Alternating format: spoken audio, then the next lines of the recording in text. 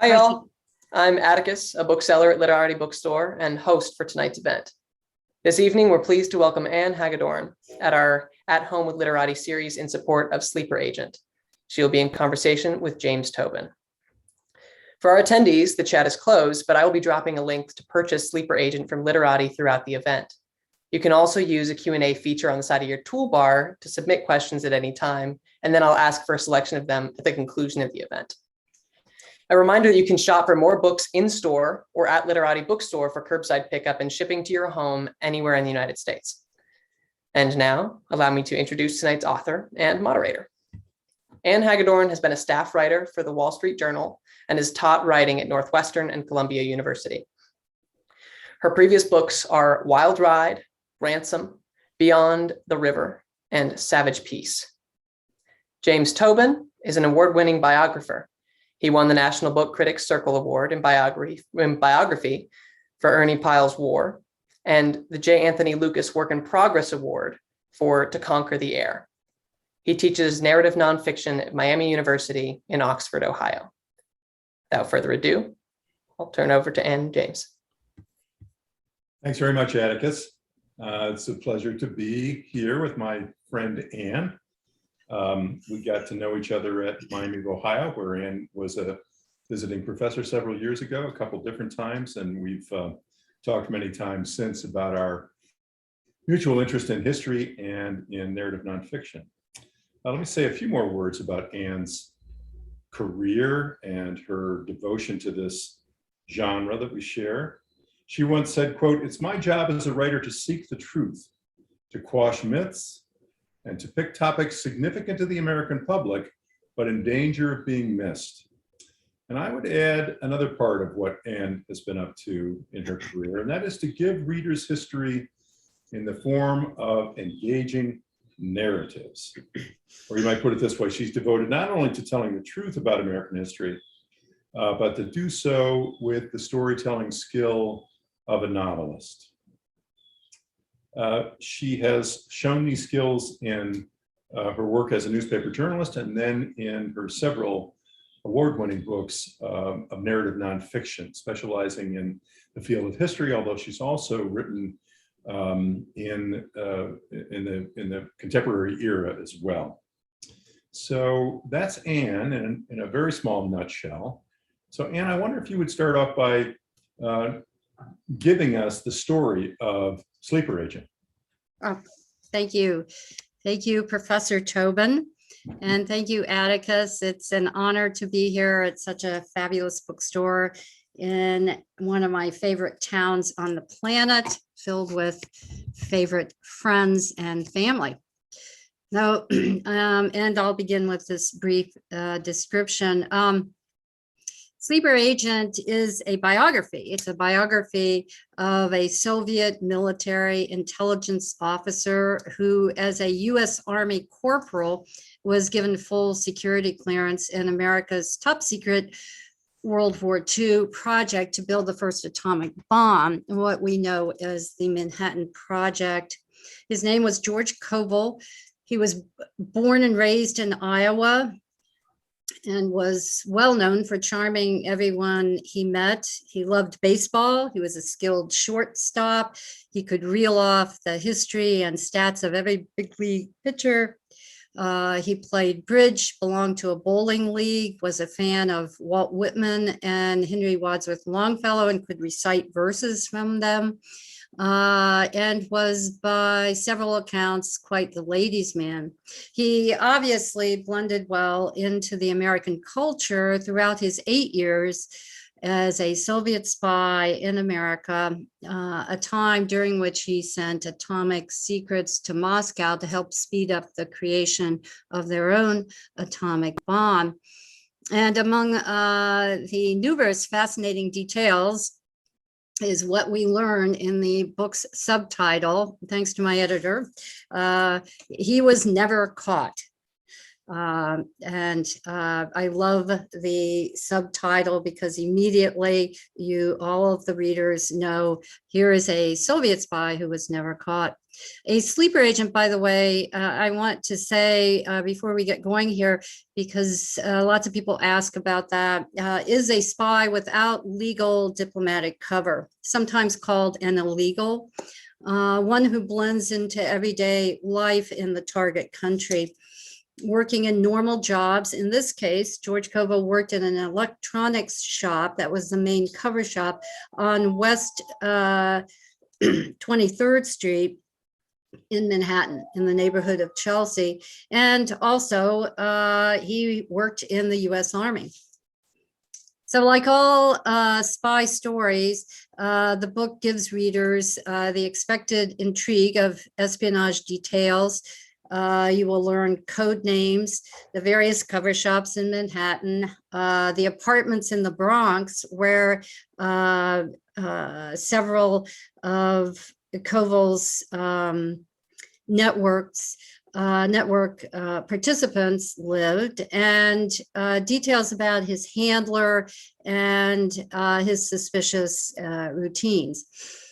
As an aside, I had quite an adventure finding the addresses of the cover shops, walking around Manhattan and the Bronx, finding all of these addresses, and then visiting the premises, even interviewing current owners about the history of their buildings and measuring distances. For example, from the main cover shop on West 23rd Street in Manhattan to the Flatiron building, half a block away, where meetings had taken place with Koval's handler. It took 5 minutes, by the way. But the book goes beyond that. It's a biography that delves into the psychology of the spy, showing the hopes, fears, and beliefs that spurred his decisions and accomplishments. Everyone's life must have meaning, and I wanted to unveil the people and events that shape the meaning in Koval's, to immerse the reader into the historical context in which the spy functioned. To basically deepen the themes and significance of a typical spy story. I wanted to connect the reader to what I call the human constants, speak to the human condition. After reading an early copy of Sleeper Agent, a good friend of mine, and some of you may know, Nick Clooney, told me that Koval's biography basically connected him to the intensity of the Cold War battle of the American dream versus the communist workers' paradise. Nick said that for him, Koval's life personified that struggle. And one of the reviewers wrote, quote, "Like a good novel, I'm led to an understanding of the lead character. Though a traitor, George wasn't a killer, and many Americans would do for their country of birth what he did for his country of culture and political leaning," unquote. Interesting comment. A Russian scholar knowledgeable about Koval wrote to me about 10 days ago saying, George Koval's life journey through the 20th century's American and Russian destinies and his work as an intelligence agent had such an impact on world history that his personality and fate will long be the subject of study in both Russia and the United States, unquote. The book also exposes the backlash of bigotry, the persistence of prejudice in history, basically the human costs of oppression. Though his self-designed tapestry of lies and half-truths depicts a true traitor to America, Koval was also a dedicated scientist, and he was a resilient survivor of anti-Semitism in both Russia and America. He was someone who knew the human costs of oppression. One of the book's reviewers drew attention to that, commenting on the subtext that runs through Koval's story, that being the anti-Semitism. First, in Russia, which his parents fled, escaping murderous pogroms, and coming to America in 1910 and 1911, and then the Russian Revolution in 1917, setting off a wave of anti-Semitism in America, where Jews were labeled as Bolsheviks and thus America's enemies. This kept rising, as did the membership of the Ku Klux Klan, even in the Great Plains states such as Koval's home state, Iowa. All the while, anti-Semitism had become illegal in the new Russia, the Soviet Union. And George, his parents and his two brothers left America in 1932 to settle in the Soviet Far East in what was known as the Jewish Autonomous Region, also known as Birobizan. Koval's story also shows the expertise and determination of Russian military intelligence and how we've often underestimated Russian capabilities in technology and science in general. As former Defense Secretary and CIA Chief James Schlesinger is quoted in the book, at the time of the discovery of bugs in the structure of the US Embassy in Moscow in 1985, when he testified about the reason it could have happened. He said, the culprit is American complacency, the tendency to assume that the Russians are technically inferior to us and that we can handle them. He also, by the way, called the US Embassy at that point the best bugged building ever built. Yeah. Okay. The book also is a spy story that hopefully transcends the debates about the scale of Soviet espionage in wartime America and turns the reader's attention to the fact that scapegoating, opportunism, and bigotry blurred the vision of what was truly happening regarding Soviet spy networks. J. Edgar Hoover knew there were such networks, but he was hunting often in the wrong territory.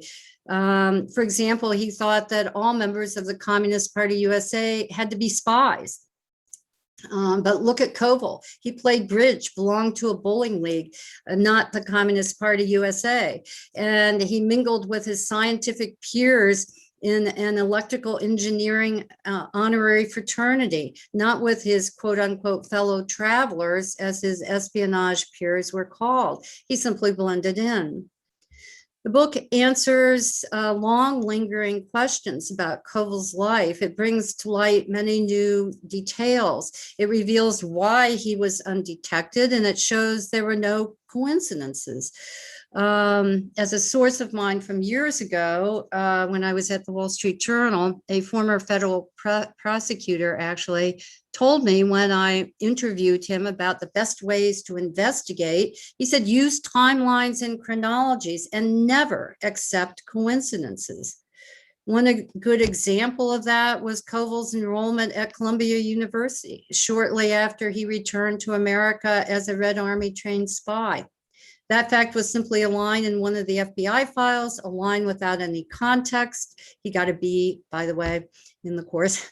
Anyhow, it's a great example of what could appear to be a detail of little significance, perhaps a coincidence, but with some study, mainly timelines about what was happening then in nuclear physics, it becomes far more important than someone taking a chemistry course at an Ivy League school because he loved science or wanted to make friends at his new home in New York City. It was far more than a coincidence, considering that by the time of Koval's enrollment in 1941, Columbia had become a magnet for some of the most highly regarded physicists and chemists in the world, some destined to play stellar roles in the upcoming production of the first atomic bomb. And there had been a very detailed front page article in the New York Times on May 5th, I think it was 1940, about what was happening at Columbia in physics, an article Koval's handler would definitely have seen. No coincidence there. But for tonight's event, I could go on and perhaps Professor Tobin will ask me for more examples of that. But I must close with a few of my hopes for the book. I hope that Sleeper Agent will deepen the reader's understanding of what that the part of the intrigue of a spy story is the psychology of the spy himself. And of the another part of it in this story is the timeless cost of oppression.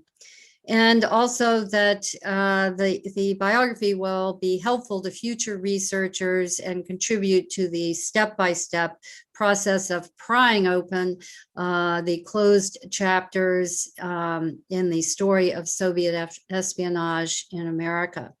So now I will turn it over to Professor Tobin, and yeah, and as Barbara Walters would say, what's next? Yeah, that's right. Okay. So, Anne, tell us where this started for you. How did you find this story? Oh dear. Well, yeah, it all started. You began with what my quest is as a narrative nonfiction writer, right? Finding the stories in danger of falling through the cracks, and finding stories that have great narratives that will connect the general reader to mounds of research materials, stories with significance. And there are two ways that you find those. I mean, one is you start with a topic, right? And then you look for the narrative within the topic that will bring alive its significance, a great story, right? And that's often the way we do it. But every once in a while, there's a story that comes first.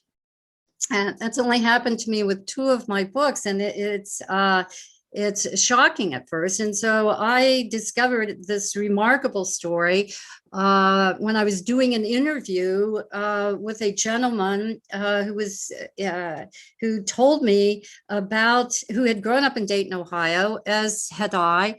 And at the end of the interview,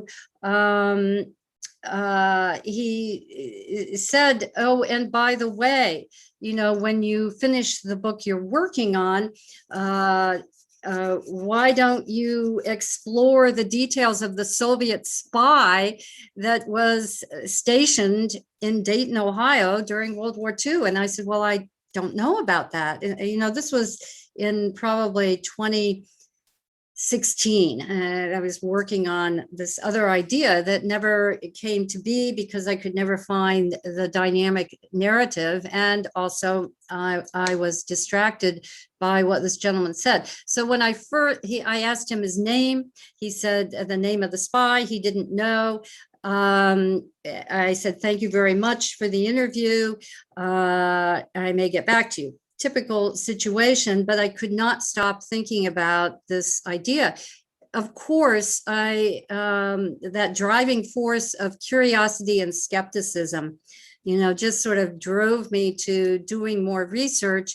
After about a week of working on the other idea, I just couldn't get this out of my mind. I thought, I don't know about the Soviet spy in Dayton. So I did some digging, and it wasn't hard. About 10 years before, there had been an article in the New York Times, an excellent article about a Soviet spy who had received a posthumous award from Vladimir Putin. So I took the name in that article, and then, explored it further. And then I, for about 2 weeks, and then jumped in the car, went to Washington and to the National Archives. After filing, I think first I filed some, requests through the Freedom of Information Act. I called the Reporters Committee for Freedom of the Press to find out the best current ways to use the Freedom of Information Act to apply for records. So I sent a whole bunch of those, and then went to DC, did some interviews. And I think the turning point, I was still skeptical. I was still skeptical about the significance of this spy for a lot of different reasons. And I think I described some of that skepticism in the notes essay of the book. But but the turning point was really at the National Archives. So that was fairly early on. I just found some magnificent files in College Park, and then I was hooked. And it's sort of. And if I could interrupt you, what files did you find there that made you think, aha, I really got it? What was that Well, it was discovery? the archivist. I was looking for days and days through all kinds of military files. And then the archivist helped me find a huge batch. I think it was like 471 pages about him. About And Koval himself.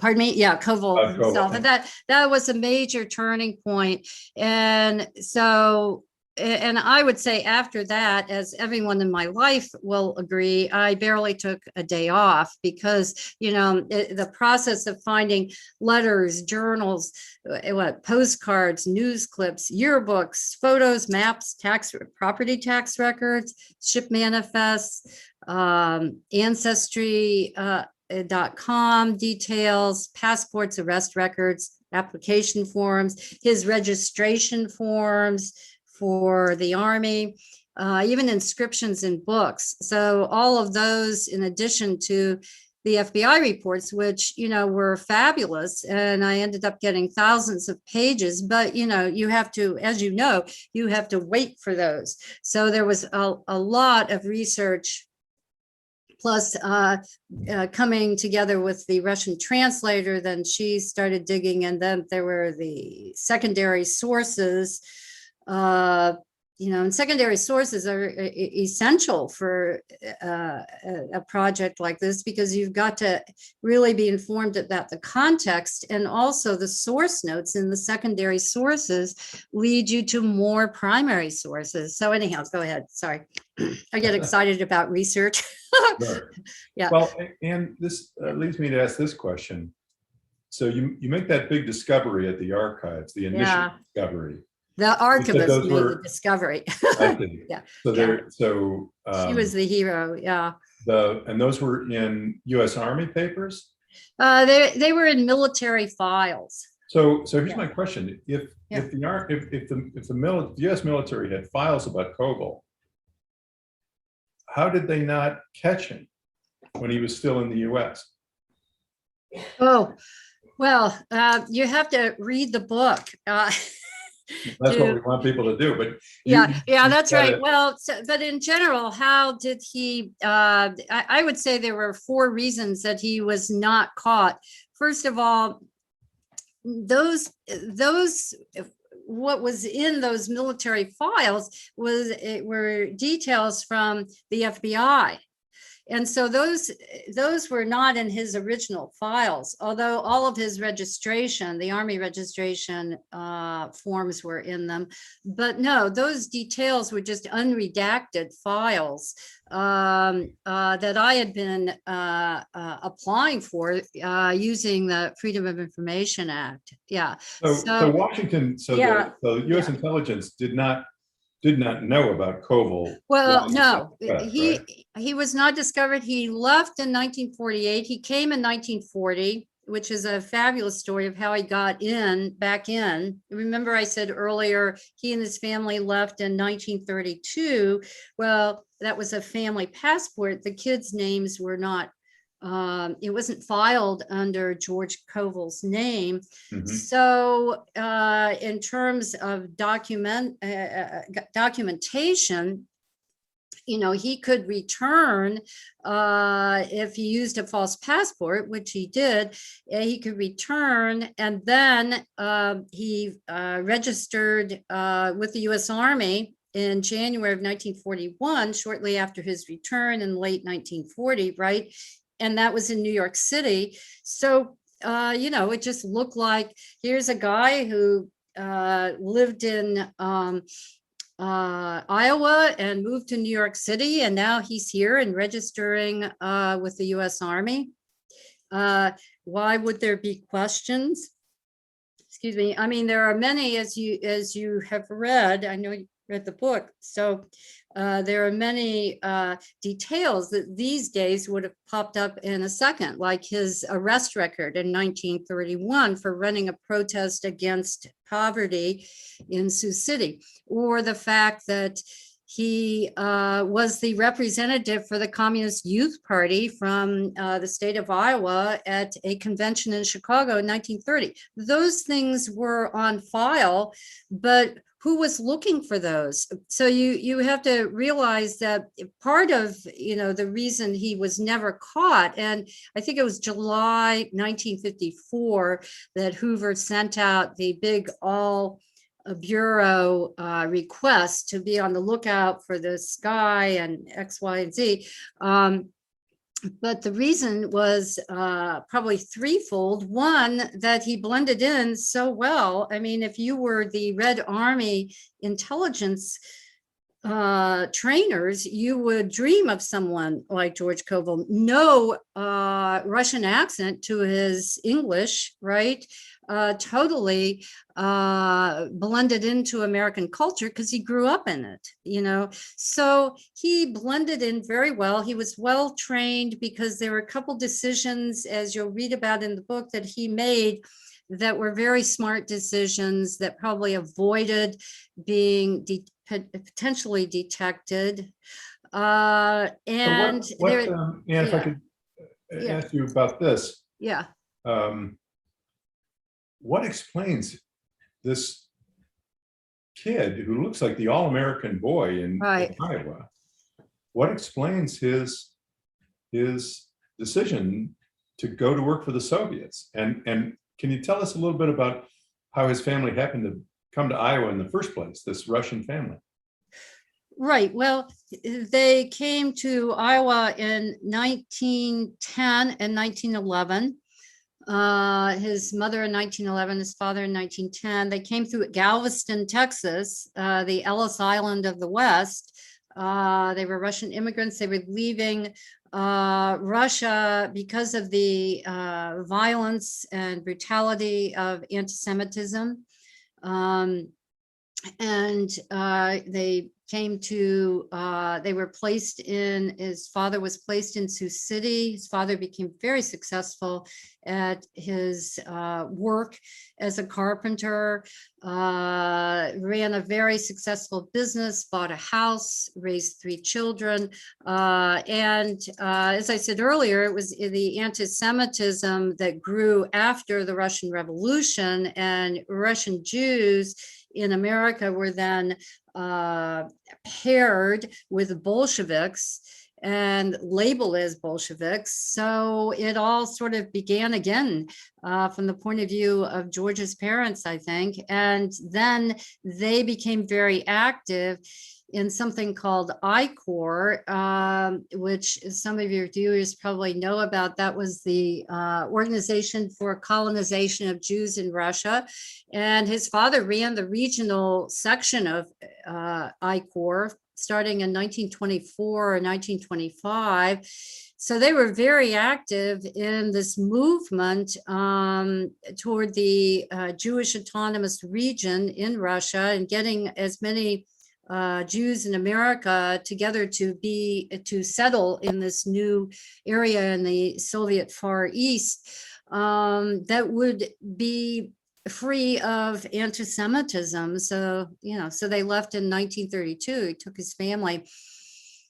And it was shortly after George was arrested for running the big protest against poverty in 1931. But I think that his father, being the regional head of I-Corps, and a very, very bright, efficient, organized guy, was probably planning this all along. He started selling, he owned a lot of property in Sioux City, started selling it, and they went to Russia. Then, George is sort of does very well, I think, as a blacksmith, a mechanic, and it's in the book, some of the things that he did at the Jewish Autonomous Region. And then he won some sort of award that sent him to Moscow. While he was in Moscow, he enrolled at Mendeleev and continued what he had begun at University of Iowa, which is a degree in chemistry. Then he got married in 1936 to one of his fellow students at Mendeleev. And then in 1939, he was recruited by the GRU, the Red Army intelligence, and then went into training. But the details of why he agreed to do that, I think are fascinating, quite frankly. But go ahead. There's no question that he was a believer. I mean, he was a communist believer. Right. But if I were able to interview him, which, I often would sit here working really hard at thinking, if only I could just call him, say, Right. Hey, George, why did you do this? Or, what was your top reason for saying yes to the GRU? Well, he probably didn't have much choice. Right. And you read all the details of, he married a woman whose family was part of the Tsarist aristocracy, Russian imperialism. So that did not put them in a good spot. Plus, there were complications in the place where they lived, which was, I think, her grandfather's mansion, and there were 14 families in it, something like that. And one of the families reported that he had a typewriter and he was bringing people in for social events. I mean, there was a long list, it's in the book, of problems that they were facing. And, he was accepted to graduate school at the beginning of September 1939. Well, remember what happened September 1st, 1939.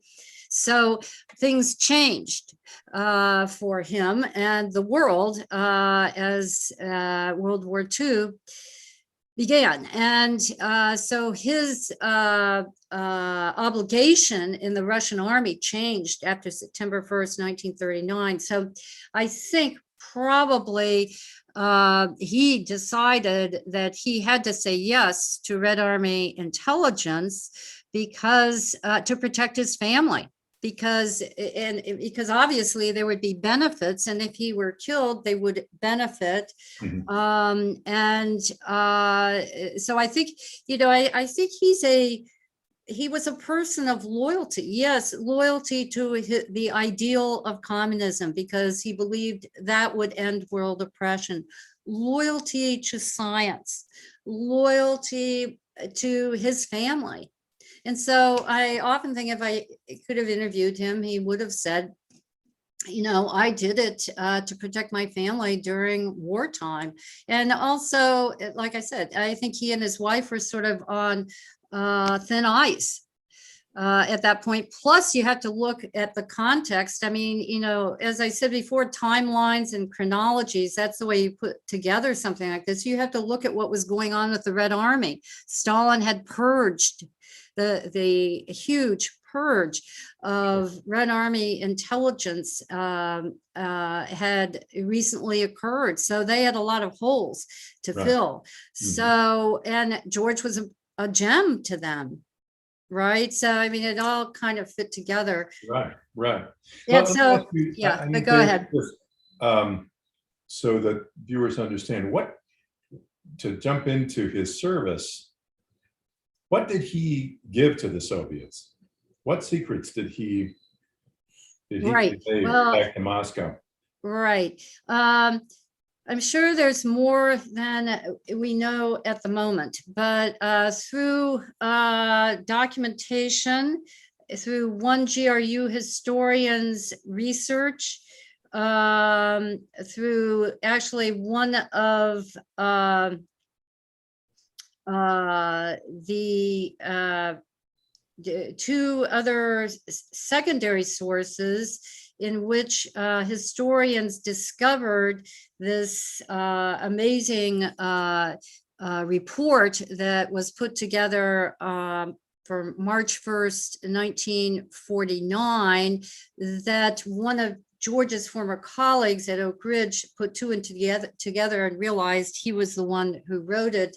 And in that secondary source, which was a great book, which was the biography of another spy at the time, Russian spy Theodore Ted Hall. So at any rate, through that report written on March 1st, 1949, clearly George Koval wrote, and what the GRU historian uncovered in the early part of this century, and a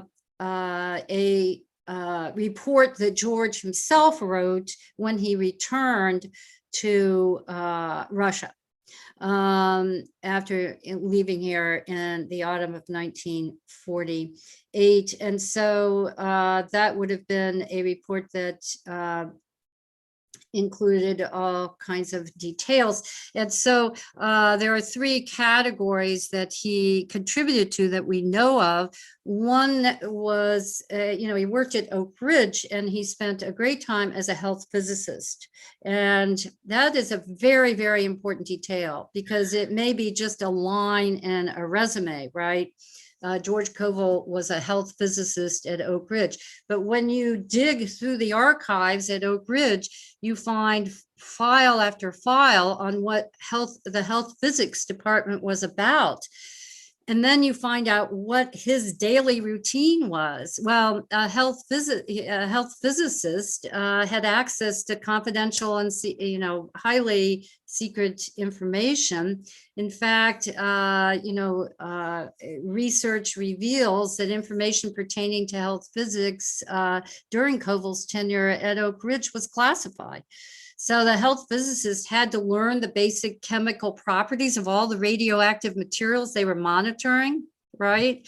And he spent most of his time at a facility called X10, which is where plutonium was manufactured, and also where polonium, one of the experiments to produce polonium, the fuel for the trigger, was synthesized by basically irradiating something called bismuth. We could go into that detail, but we won't. But at any rate, so George had access to all of the facilities. I mean, the health physicists were asked to be present whenever repair work was done on any equipment at the plants. And no shipment could leave the site without the approval of a health physicist. They conducted routine surveys of all offices and labs as they checked for signs of contamination. I mean, that was what they were doing, right? And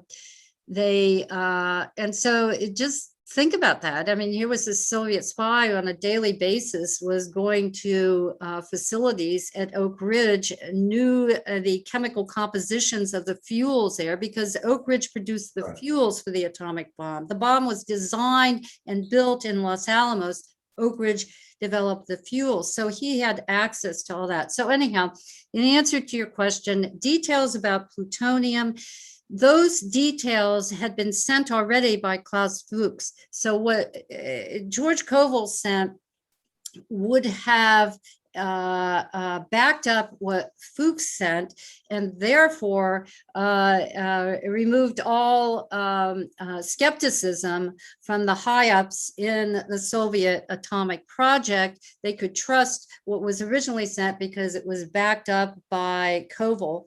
Then Koval sent the recipes on polonium, a design of the setup of the different facilities making fuel at Oak Ridge, the fact that fuel was details about uranium, plutonium, and the polonium, which is what was processed in Dayton, purified at the Dayton site, which George was there for 7 months, I think. So plus the health physics. And that to me was one of the most interesting details. And that's how we know that certain reports came from him because he was a health physicist. And the details about the safety, the radiation safety that the health physicists knew came out in one of those reports that he sent with the details about the polonium and the plutonium.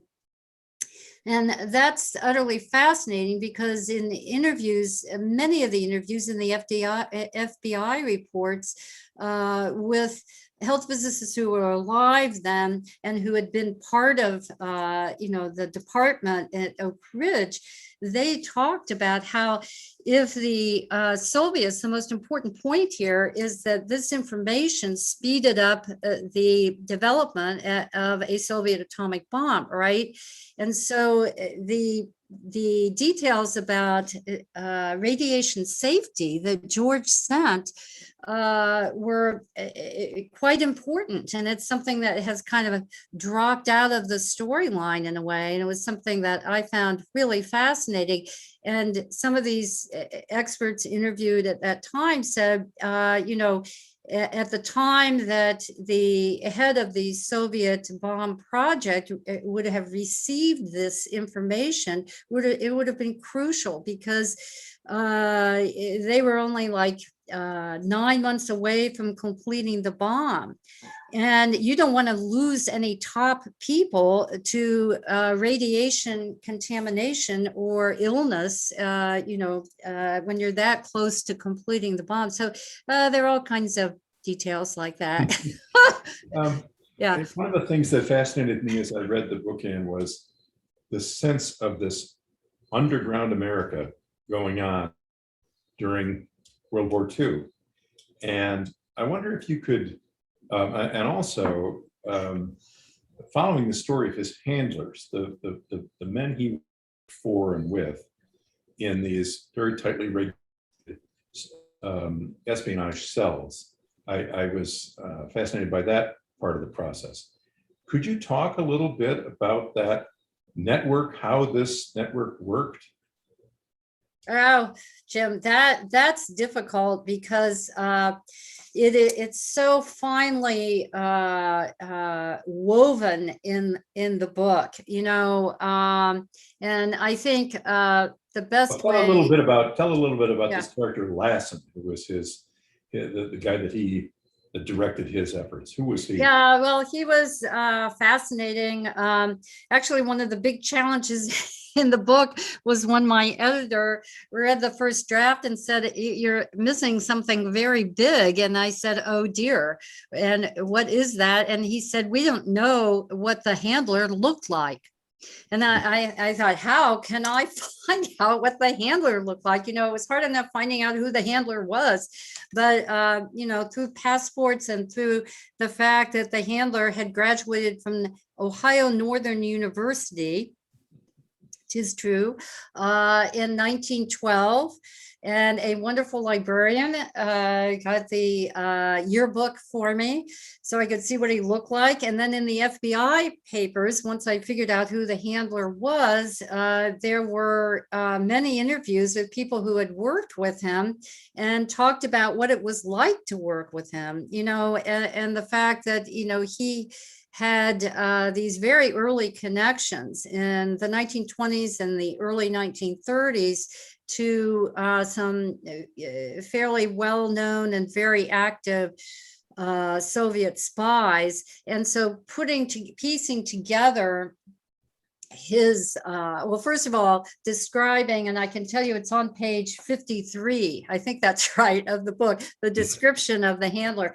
Anyhow, it took, probably 2 months to figure out what he actually looked like. But at any rate, and his some of his personality features and some of his routines, like, he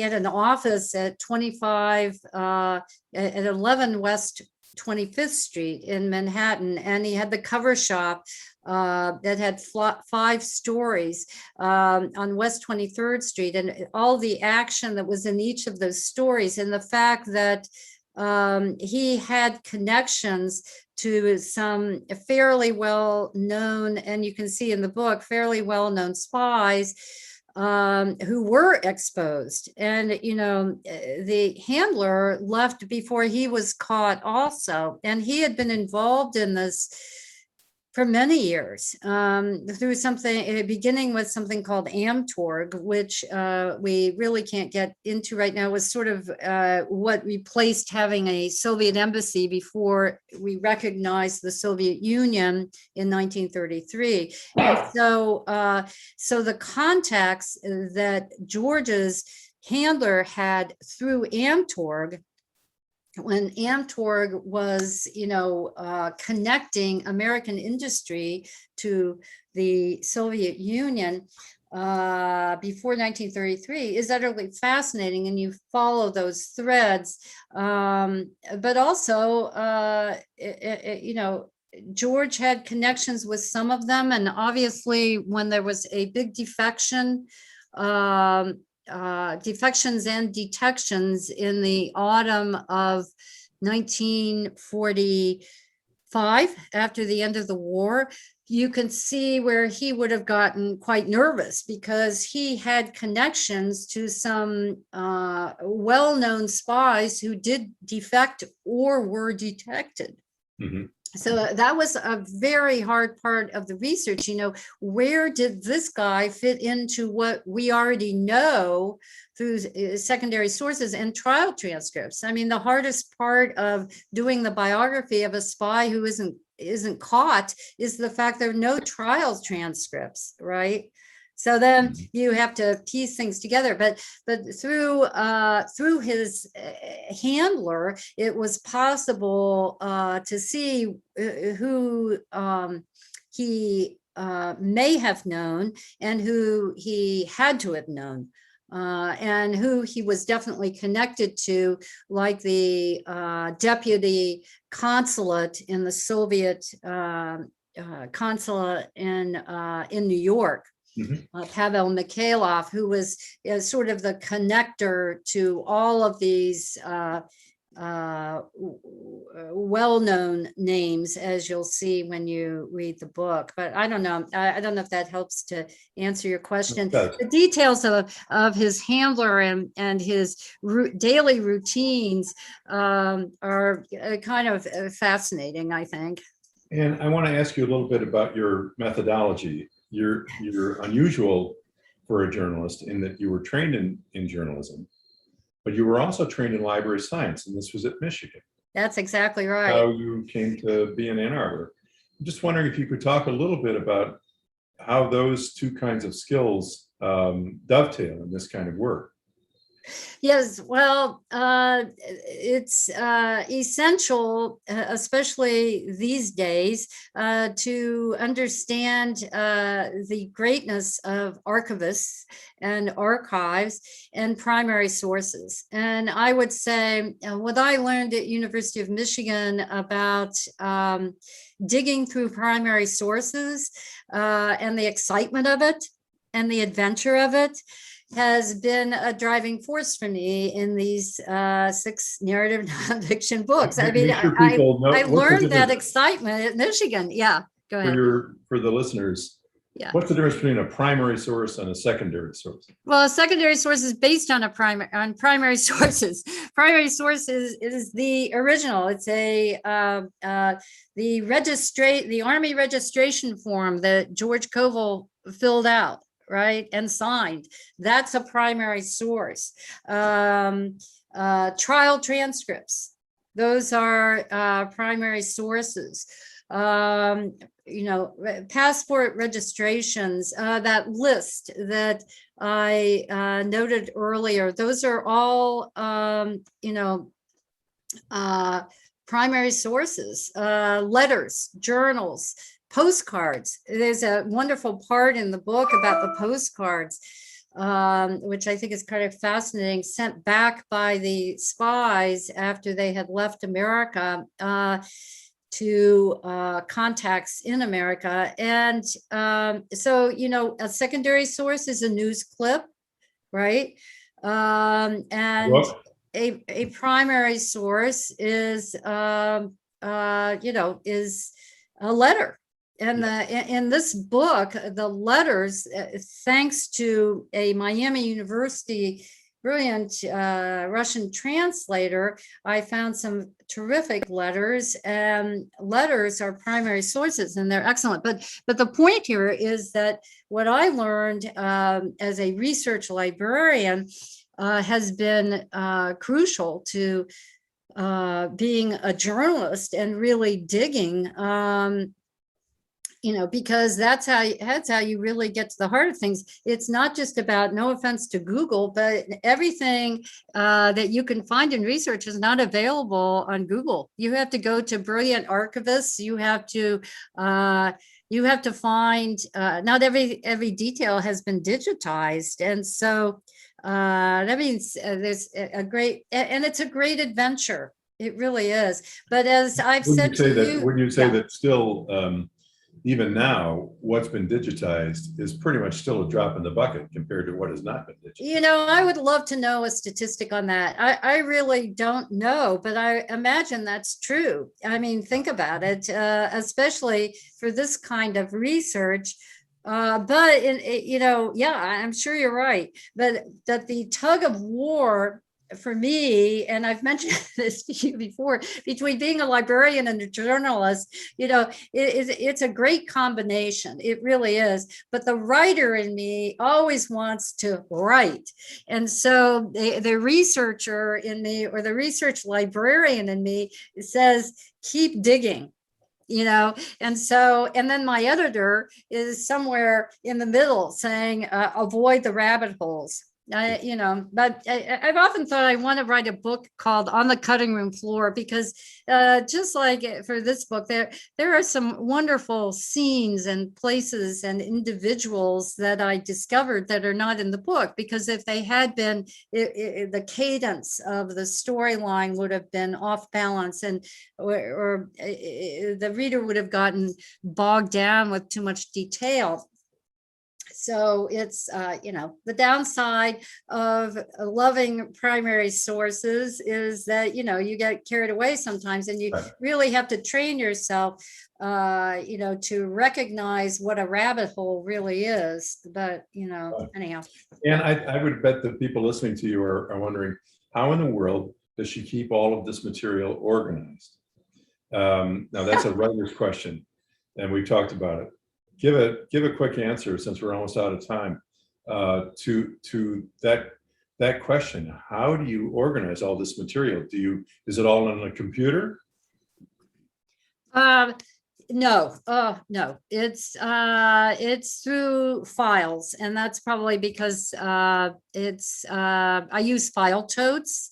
And the material is organized first according to topics, because I'm also reading many secondary sources, get information from them, have to create files about great details that must be in the book, must be in the context. And so I organize things topically in the beginning, and then as I'm reporting and researching, I work on the story structure, which is crucial to a narrative nonfiction book. And so then once I sort of have a sketch for the story structure, then I change the order of the files to the chapters that I've sketched out for the story structure, which can change. And so the flaw in that is obviously if it does change, and in this case, I cut out one chapter, I added two, yada, yada, yada. So, it's not a perfect system. But in terms of the collaboration of the need for story structure and the need for some sort of research organization, it does work. Yeah. What will you do with all these materials once your time with this book is all wrapped up? I'm going to hire someone to organize them in the way that an archive would want them. And then I'm going to donate them possibly to the Oak Ridge room, where I did so much research in Oak Ridge, Tennessee. I think those people will want it, and it will be used by them. But I'm I have not to sure. believe Maybe that the you, Atomic Energy Commission. Pardon?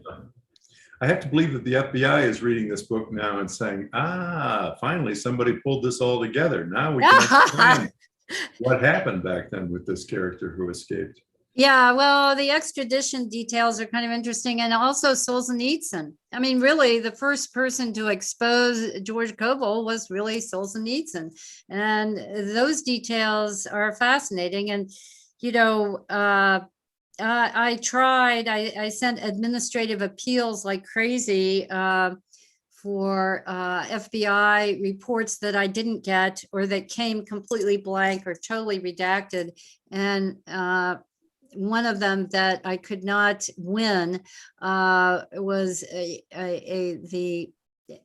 was to get more details about Solzhenitsyn in relation to this. But at any rate, Let me ask you one last thing. So Yeah. you can't read this book without feeling, at least between the lines, and this may not be the right word, a certain admiration for Koval.